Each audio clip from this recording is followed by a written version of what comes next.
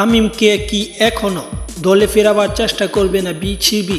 কারণ বাংলাদেশ ক্রিকেটের একজন নির্ভরযোগ্য ওপেনার তামিম ইকবাল, কিন্তু বর্তমানে বাংলাদেশ ক্রিকেট দলের ওপেনিং জুটি তার তেমন ভালো হচ্ছে না। লিটন কুমার দাস যেখানে দল থেকে ছিটকে ওয়ানডে দল থেকে ছিটকে গেছে লিটন কুমার, পাশাপাশি যদি আমরা দেখি তানজিদ তামিম, তিনি কিছুটা ভালো করছে আবার খারাপ করছে, ধারাবাহিকতার মধ্যে নেই। অপরদিকে এনামুল হক বিজয়ও ব্যর্থ হচ্ছে। পাশাপাশি যদি আমরা দেখি সেদিক থেকে দেখা যায় আপনার রনি তালুকদার টি-20 দল থেকে অলরেডি বাদ পড়ে গেছে। তারপর এমন অনেক ব্যাটার, সৌম্য সরকারের মতো ব্যাটার যারা ওপেনিংয়ে খেললেও তেমন সুবিধা করতে পারছে না, তারা অলরেডি দলে ছিটকে যাওয়ার পথে।